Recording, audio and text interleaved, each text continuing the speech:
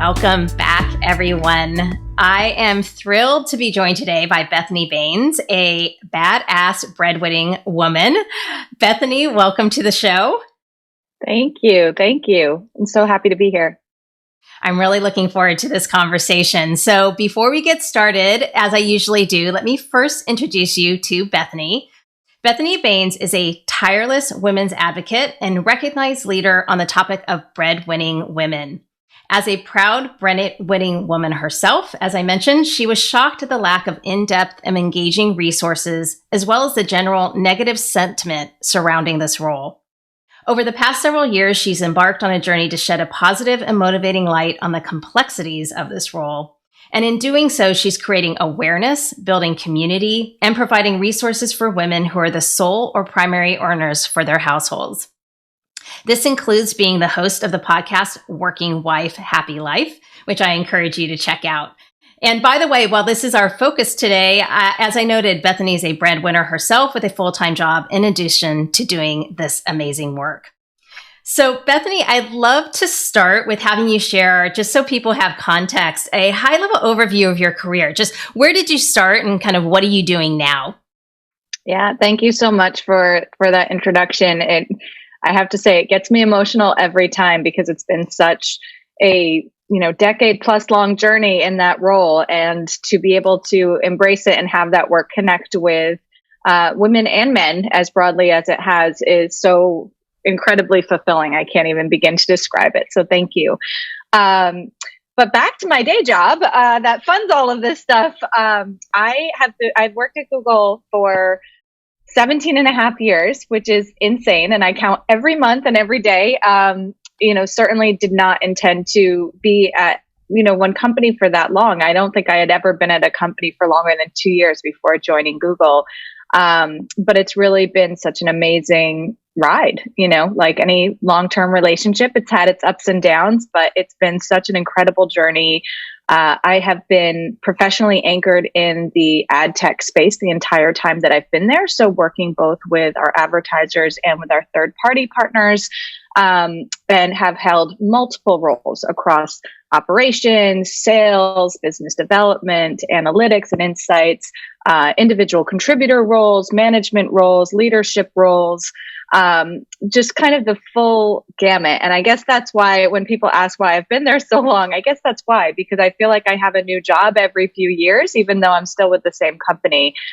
We've obviously experienced rapid growth. And through that, I think everybody grows professionally and personally and have very, very deep friendships across the company. And it's just been, it's been a real gift of my professional life to be with such an incredible company and to be there for so long. So that's my professional side, which has led into some of the personal work. As a breadwinning woman, I've been the primary breadwinner for my family since my son was born 14 years ago, and became the sole breadwinner for my family after my daughter was born 9 years ago.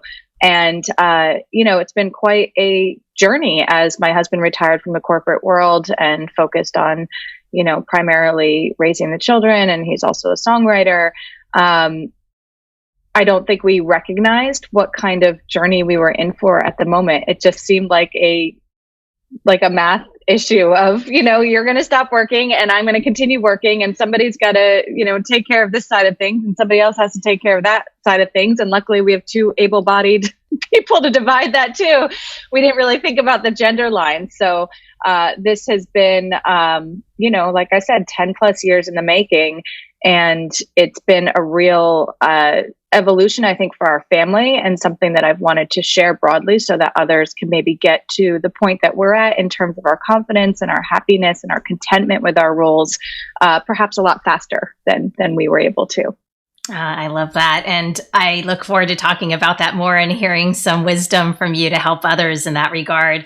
I wanted to start too with this term of breadwinner or earner, because it's an interesting term in some ways. And in a prior interview, you had said, if you are earning and you are keeping lights on in the house, you are, my friend, are a breadwinner. And that got me to even pause to be like, oh yeah, I guess I'm a breadwinner. I just never had really thought about it in those terms. So I was curious, why was it important to you to bring light to women earners in this way and to provide resources to address the unique challenges they face? Yeah, well, a few things. So one, it's a mouthful, right? Everyone that says breadwinning women, I say it 20 times a day, but everybody else that says it, you kind of trip up on it because it's first of all, I guess phonetically, it's just a lot to say, but it's also this kind of deep rooted mental hurdle to get over in that women traditionally have not been raised to think of themselves as breadwinners. We've not been raised to assume that we will be breadwinners at some point for our family. And it's not necessarily just for your family. So that was one of the more surprising things that really opened my eyes when I created this community. I run a community within Google's walls of over 3,000 breadwinning women across the globe. And, you know, many of them are not in the scenario I described of my personal setup, right? They are not in relationships, or they are in same-sex relationships, or they do or don't have children, or they are caring for extended family members or elderly family members, or they are happily single and leading their household. And all of those factors, all of those scenarios are actually breadwinning women who never gave themselves that power to say, I am head of household. I am determining my financial future. I am determining my investments. Versus in many cases, we're kind of waiting, if we're single, for life to start when we meet somebody. And then we can make those decisions. But until then, I'm just single. And it's like, no, life is happening now. And these things are within your power. And you should harness that positivity and own that power. It is not a liability. It is not a wait and see. It is not it's not anything to be ashamed of or threatened by for future partners. And I think those are the types of conversations that I like to bring to light, because it's a mentality shift, and it is very, it's powerful, it's necessary, it's something we are not taught. It is something, when you think about the financial institutions, we are intentionally left out of, but in an industry that's been built for and by men. So there's some real implications to women not thinking of themselves in this role and not thinking of their career path or their life journey in those ways. So even if you think about, both the emotional and financial side of it, think about a home, for example. If you are in a partnership, and I had a wonderful interview with Jennifer Barrett, who just wrote an awesome book called Think Like a Breadwinner, where she wanted this life and she could visualize this life that she wanted, and she didn't know how to get there. And she and her partner weren't heading in that direction. And she had that moment of, why am I waiting for him or us to figure this out? I am going to figure out how to get exactly what I want and what that path is. And so when you connect those emotional goals with financial, investments or decisions, right? Of which roles are you going to take, and which type of career path are you going to head down, or what type of degree are you going to get? Those things become very meaningful choices at each step of your life in order to provide for yourself and your family that life that you want. And I will also share a stat that I think surprises a lot of people. And there's a dearth of data in this space. It's getting better over the years, but roughly 40 plus, so sometimes it's 42, sometimes it's 43% of women in the US with children under 18 in their household are the financial breadwinners for their families. So that's a lot more of us than we've been led to believe. When you look across media, entertainment, just generally where the divides are in terms of degrees and studying all that stuff, you would think when you hear about the pay gap that that's not the case, but it is the case. We are no longer secondary earners, yet there is this huge assumption that we are. And so that is really where the term breadwinning woman is so critical for us to really get super comfortable with the vernacular, get super comfortable with the concept, and then make decisions based on that assumption that every little girl out there in school right now is probably just as likely as every little boy to be financially leading her household, regardless of the makeup of that household at some point in her life. So let's get her ready for that.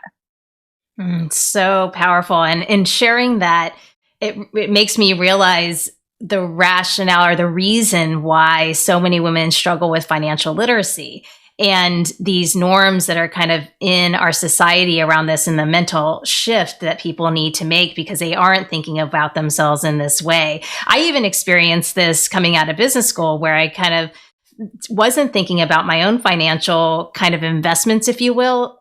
It was a crazy time in the Bay Area. It was kind of in terms of the .com bubble, and like, maybe you should buy a house now because there's the bubble. And in my mind, I probably did have money for a down payment, but in my mind, I'm like, why would I buy a house now when I'm single? Like, that didn't make any sense to me at all. And it's based on these constructs of how one should think about their finances and when one should make certain investments versus not. It's a really interesting kind of thing to bring to light for women. And I'm curious, when you start to have these conversations with women, are there certain shifts that you see people starting to make and conversations that they're starting to have around this area of both financial literacy, but then what it means for how they start to shape their lives and making choices around, like you were saying, career roles or even financial investments per se? Yeah. I mean, I think the financial literacy piece is so important. Now, I am not a financial expert. In fact, that is one area when asked, what's the one thing you want to work on? It's that. It's just not a space I'm super comfortable with. It's not a space that I feel like I fully understand. And actually, the more I understand about it, the more I realize there's no rhyme or reason. Anybody that's been watching the stock market over the past 18 months, it's like, well, that doesn't make any sense. So there's this part of it that you think it's the secret language that is, super logical, and much of it isn't, right? And so it's just kind of staying ahead and staying on top of what's actually happening. Now, look, there's people who can spend their days doing that, watching CNBC or looking at certain real estate booms or those types of things and following that. I have, basically 3 jobs, right? I have my day job, I am a mom and a wife, and I have my podcast and that community that I run. So I don't have that kind of time. And so what I found is that when you look at certain financial institutions, there's a match for every kind of type of personality or type of level of engagement that you want to take control of these pieces. And so I encourage every woman to do that soul searching in the same way you think about, what type of a person are you? Are you a night person or a morning person? Do you like to exercise or do you like to meditate? Like, those things that you look at, which side of the spectrum are you on? Do the same for your financial engagement and what you're comfortable with, and then find an institution that will meet you there, because that's control. It doesn't mean you have to be like this expert pundit. It just means you have to know yourself and your comfort level and your goals, and then find somebody who listens to you, because that is the other thing, particularly with women in finance. I can't tell you how many times, this was years ago, but we went to go buy a car, and the salesperson's only making eye contact with my husband, and he literally says, like, I don't know why you keep looking at me, she's got the money. It was just one of those moments where it's like, you have to understand that that's going to happen. You don't have to accept that, right? So when that happens, take back your power. You are the one in the driver's seat. There are plenty of platforms. There's Ellevest, there is Stacey Francis, who runs Francis Financial. These are women in my network that run financial institutions for women. So you will find somebody who speaks to you the way you deserve to be spoken to and manages your money with your best interests in mind and helps you find that match. So I think that's really one huge piece of one huge important piece in this financial literacy. But the other piece that you're talking about is kind of this taking agency of your own life and your own goals, and allowing yourself to buck these norms that have been put in place for us, that you meet someone, you fall in love, you get married, you buy a house, you have a child. Like I when I was young, and I'm not saying my parents were putting any of this on me, but I had a candle on my desk that you would burn according to age, right? So it was 1, 2, 3, 4, all the different ages. And then next to the ages were little logos of stuff, right? Like at 18, it was the graduation cap. And then, maybe at 23, it was an engagement ring. And how messed up is that, right? Like, it's just such a weird, and I'm sure it was a sweet gift from somebody, and, we just had it in my room, but what kind of message is that sending in terms of like this ladder of expectations of what your life should look like and what it should be like? And guess what? None of our lives turn out like that. Or if they do, we are more shocked than anybody because our foundations maybe weren't that predictable, right? So that's where I talk about kind of taking control of what success means for you, what goals are yours, what life is meaningful for you. And so when you think about making a decision about a home purchase in an area that you think, well, why would I buy a home? I'm single. You don't have to buy a 5-bedroom home, right? If real estate investment is something you think is a smart thing to get into, or you want to feel like, hey, I'd like to host the holidays this year and I'd like to decorate in my taste, so I'm going to buy a house. I see a lot of women, I'm in my mid 40s. I see women in my, my contemporaries who are purchasing their own homes now in a way of like, why am I waiting for life to start? This is it. I want to plant my own roots. And should I meet someone who wants to live somewhere else, houses can be bought and sold. This is not something, and so I feel like there's a lot of women that will hold themselves back from making those decisions. Whereas, do you think men would? It's not always the gender divide, but when you think about things in those terms, probably not, right? They'd probably anchor and then, if something came up, they'd adjust or they would incorporate into the life as they had it. And I think more women need to start thinking in those terms to create their own fulfillment. I love that. And I think that starts to play into what you and I were talking about before we started recording here, which is, when I think about sustainable ambition, I think about, well, how do you manage a career from decade to decade? And I think that's especially important for women who may choose to have children. And there's also an arc to our careers in terms of what are we trying to learn in our 20s? We're getting our foundation, we're building our confidence, we're trying to find the right fit for us within our careers. Our 30s are a little bit different, and then our 40s might be different, and so on. And one of the things that comes up is I'm working with, either amongst my peer group, my friends, or as I'm working with coaching clients in their careers, there are a lot of women who are ambitious, want to stay engaged in their careers, also have kids, and they've run into a point where they're saying, this just isn't sustainable anymore. Or, I need to find something that's more sustaining as I move forward. And so in your experience of what you've kind of experienced yourself or with this group of women and community that you have, if you have any tips around how to possibly think about managing your career either over the decades, if you're a woman and you have some of these different both career and life ambitions, because Sheryl Sandberg said, lean in. And yet, some women that are leaning in, it's still, they'll come to a point where they say, this isn't sustainable. So do you have any thoughts on that? Just what helps or even mindsets one should bring when thinking about this?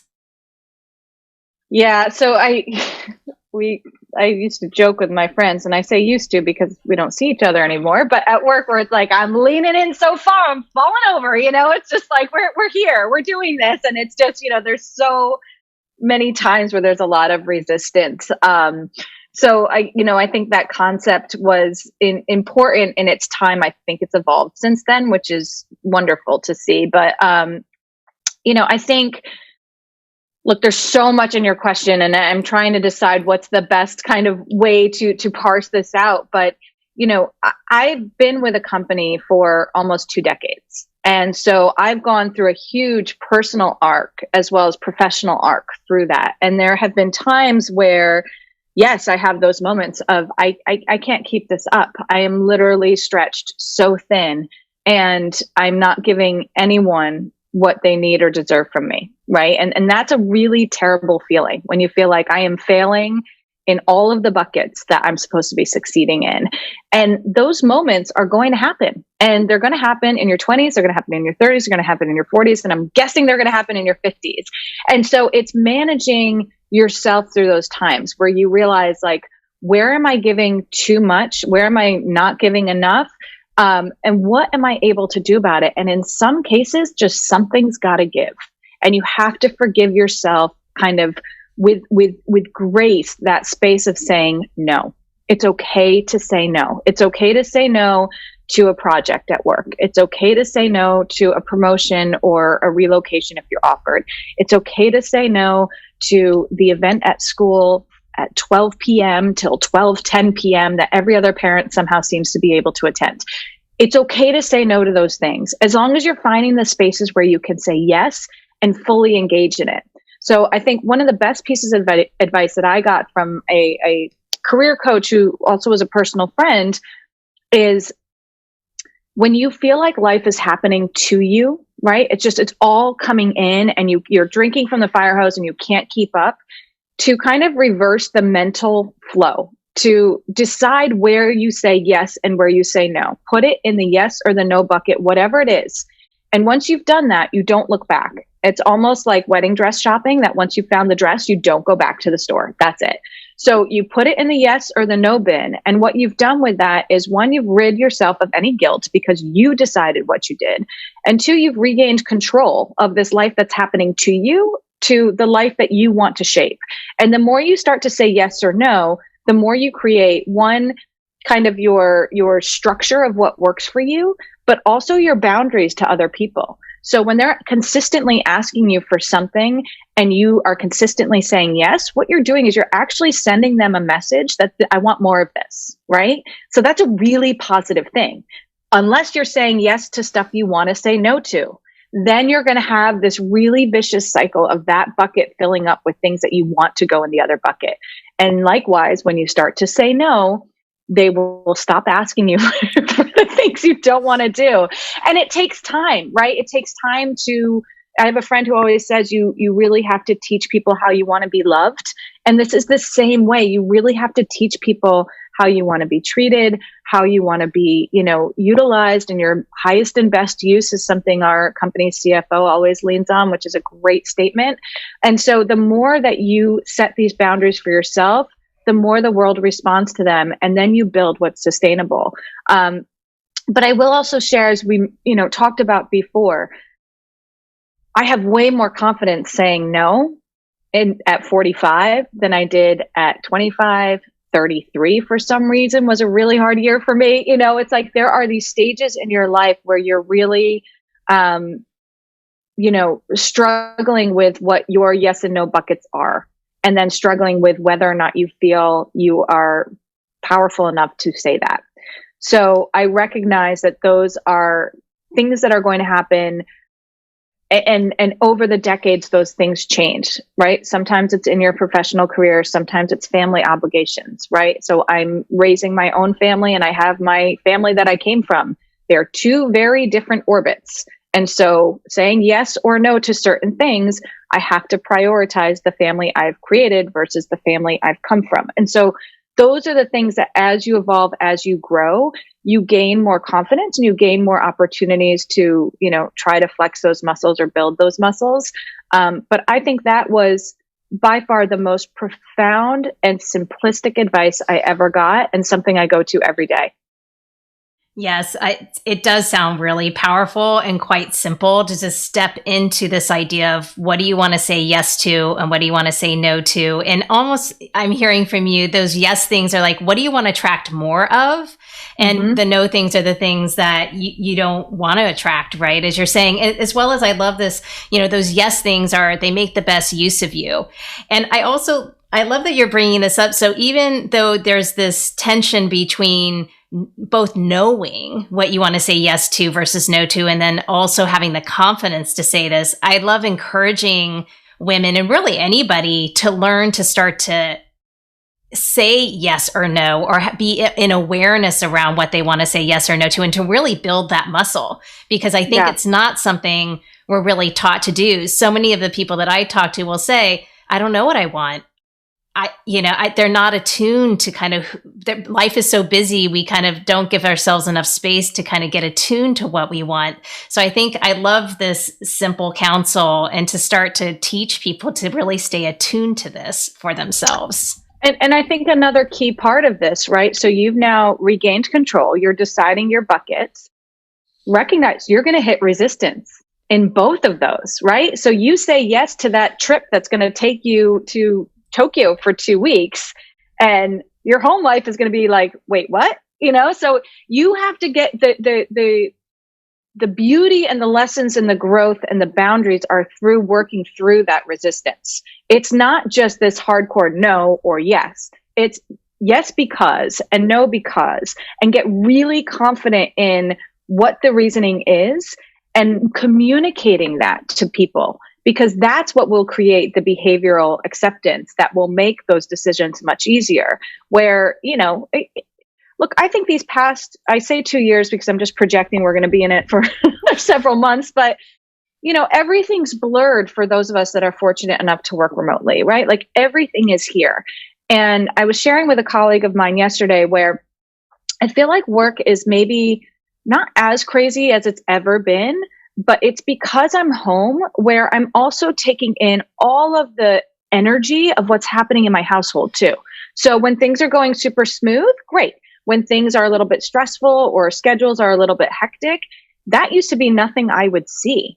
I'd be in the office. So I didn't have to take any of that, like, you know, universal energy on. Now it's part of this thing. And so again, I'm in this bucket of saying, yes, I'm going to accept that that chaos is around us and I'm going to try to engage in a way that I can help to simplify. Or no, I'm going to lock the door. That's your stuff. And I'm going to just not take any of that on today. And so this is what I'm saying, where these things, they ebb and flow. But when you establish that that is your approach and you communicate that and you make that clear to the people around you, it makes each of those engagements easier down the road. It's like teaching a man or woman to fish, right? It just makes it easier. So I encourage as early as you can to start doing that decisioning. And it takes time, it builds muscle, marathon, not a sprint. But it really helps kind of keep your focus. Yeah, that's great. Great and wise counsel. I'm wondering, Bethanie, if you're willing to share, I was curious about how you think about your own career ambitions and how have they stayed the same? Did they change when you had kids? Did they change when you became the primary and then sole breadwinner? How have you thought about your own ambition over time? Yeah, it's, I'm happy to share. You know, it's,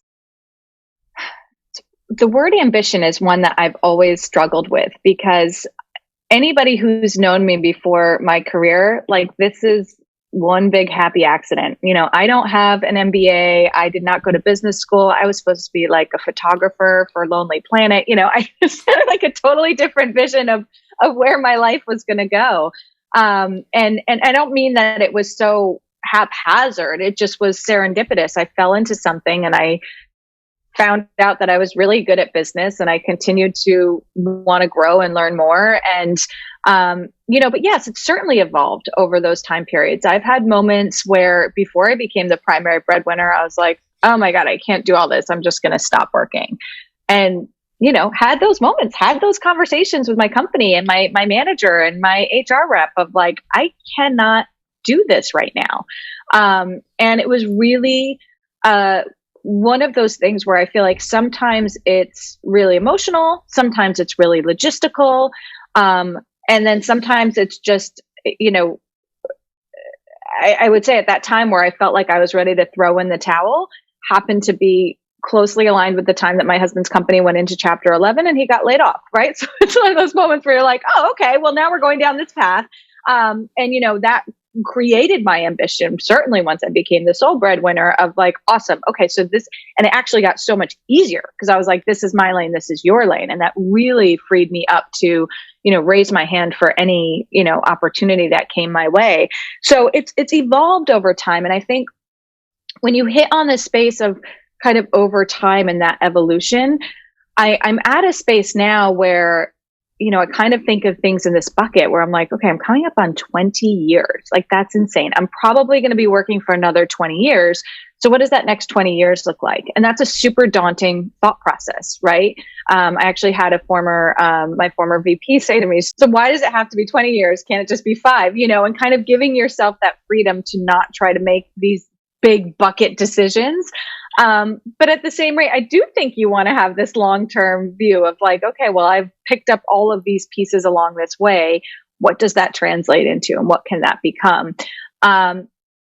So as I've kind of gone through my career kind of growth and arc, there's been moments where I've been super thrilled and, completely humbled by my opportunities, and other moments where I feel like I'm being completely underutilized, right? And that is a natural kind of ebb and flow of any, relationship, engagement, career, anything. And so it's really, again, back to recognizing for yourself in those moments where you feel like underutilized. Is it because you're not learning? Is it because you don't have enough work to do? Is it because you're not making enough impact?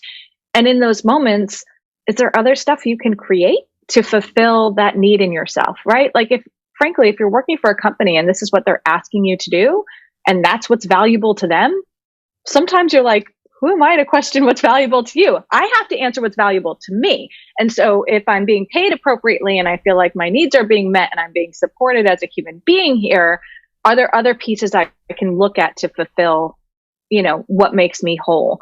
And so I will say, both from a financial and a, connection and growth perspective, stop thinking about your job as the only place for fulfillment.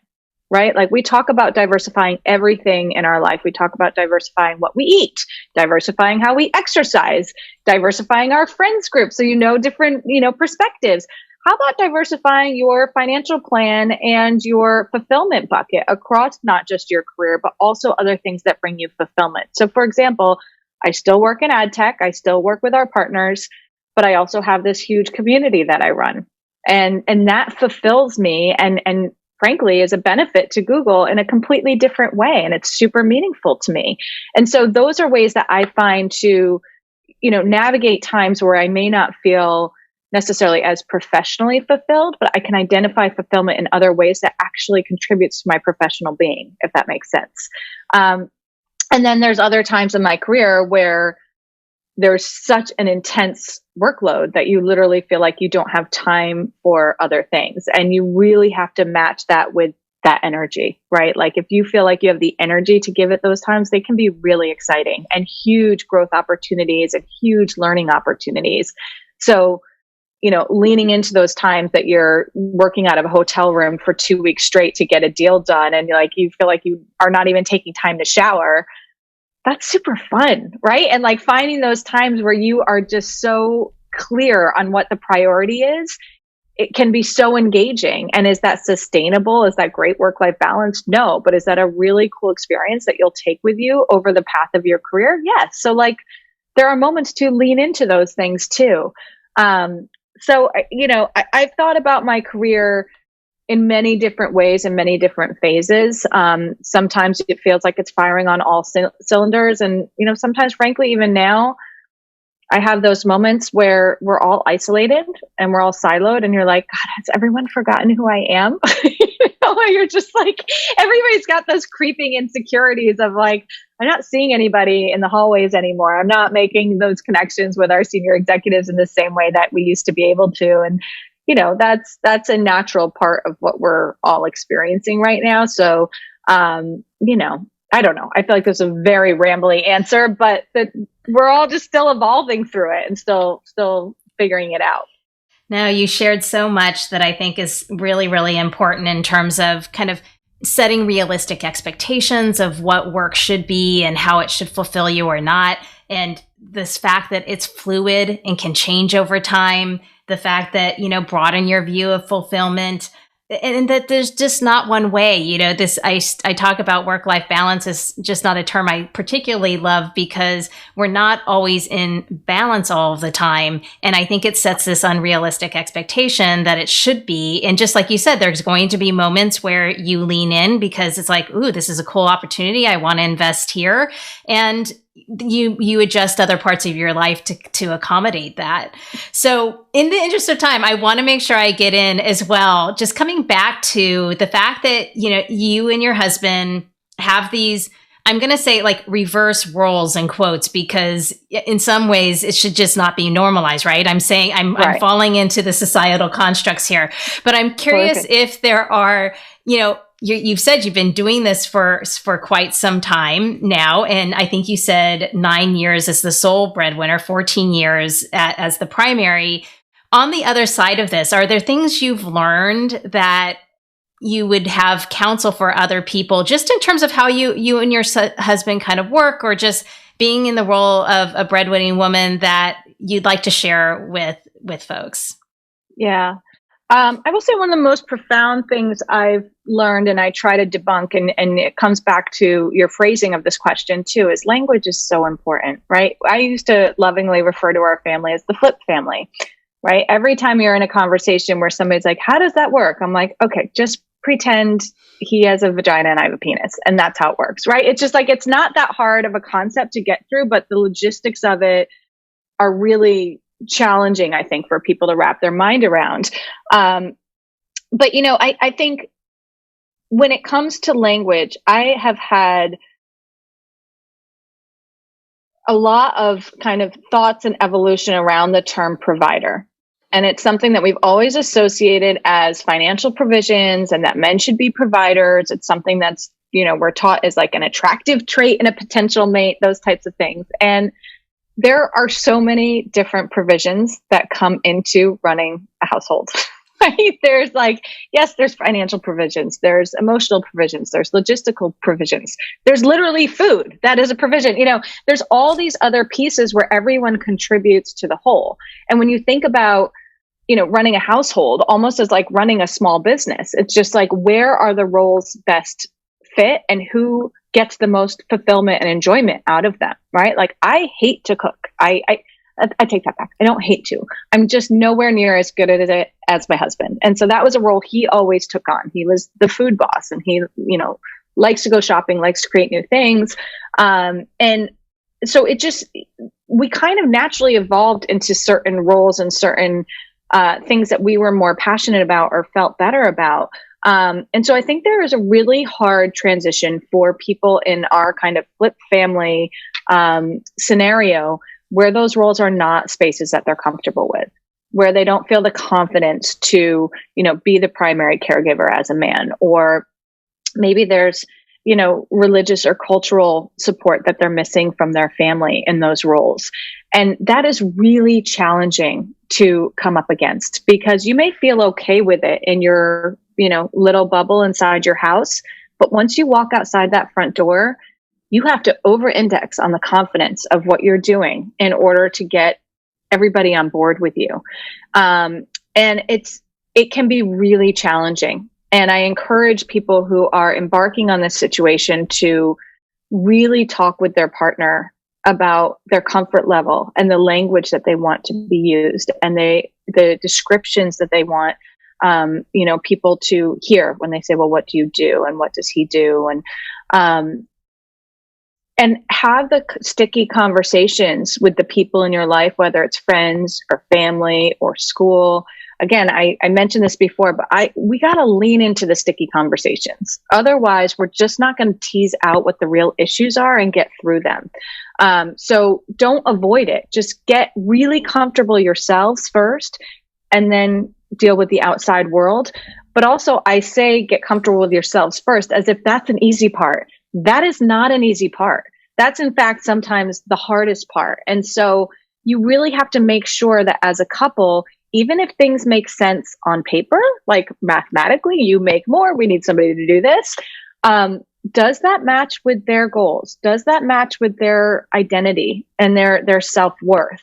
And if not, talk through why that is. Are those things that we can unwind and adjust and rebuild? Are those things that you're just making assumptions about? Or are those truly identifiers for yourself? And if so, for example, if a male partner makes less money but really identifies with his career, him becoming a primary caregiver is probably going to be a really terrible idea, right? He's not going to be engaged. He's not going to love it in the way that you would want him to. He's not going to feel fulfilled about himself. He's not going to feel fulfilled as a person. Like, those are things that are, red flag warning ahead.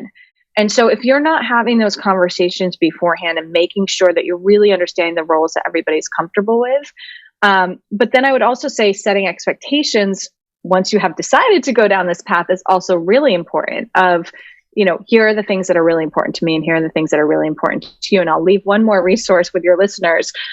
Eve Rodsky, who's a friend of mine, and we've done a ton of work together, wrote a book called Fair Play. And it's all about gamifying kind of running a household and what goes into it, and who's got really, things that they're very passionate about and how they want to get them done, and what their, standard, what does she call it? Their limit, I can't think of the word. Anyway, like I want it done in this way, and this is important to me. And if you can't own that, I'll own it. But if you own it, you own it. That type of conversation. And so I would really encourage, folks that I've seen in my community that are already having that conversation with their partners before they've had children or before they've cohabitated, are really setting themselves up for success. So again, you can't over communicate on these things. And you also have to understand there's adjustments to be made. So as life changes, as kids become more independent, maybe relocate to a different area where this arrangement made sense in one atmosphere, it doesn't make sense in this other atmosphere. Those are things that are going to have to adjust over time. But again, if you're at that core understanding of the why and the what's important to you guys as a family, as a unit, then the rest of it kind of can fall into the right buckets. That's great. Thank you for all of that. And, we're just about out of time. I could talk to you for a long time, Bethany, but I'd love to just ask you one quick final question. Is there just a final piece of advice you leave our listeners with around building sustainable ambition? Yeah. And we talked about this, and I've brought it up. I am obsessed with the word grace lately. And it's just this notion of, giving yourself grace, giving others grace, assuming the best of intents, understanding that you will fail. And how do you find the grace in that failure? How do you find the grace in your successes, and not let those, get outsized in your brain? And it's just really giving yourself and others that ability to fail and succeed, and embrace both of those things with grace and with, just compassion. This is all very hard. None of us have it figured out. Even the ones that, I always joke, people would say, how do you do it all? And I'm like, it's so ridiculous, right? It's like, none of us have this figured out. But as long as we, find those moments to be graceful with ourselves and others, it's just a more enjoyable ride. I love that. Thank you for that. And leaving us with, give yourself some grace and give others grace. It's so beautiful. And I will capture in the show notes where people can find you. I think they can find you at BethanyBaynes.com. Is that right? Yeah. Or on Instagram at Bethanie Baynes, or Working Wife, Happy Life for the podcast. Yeah. Wonderful. And I'll capture all of that in the show notes. This has been a joy, Bethany. I so appreciate you taking the time and sharing all your wisdom with us. Thank you. Thank you for being here today. It's my pleasure. And thank you for all the work that you're doing. Find more inspiring interviews and get show notes for this episode at sustainableambition.com/podcast. Make sure you don't miss an episode or my insider tips, guides, and tools by signing up for Sustainable Ambition Forum, my twice monthly newsletter. Sign up at sustainableambition.com/subscribe. Thanks again for joining me. Speak with you next time.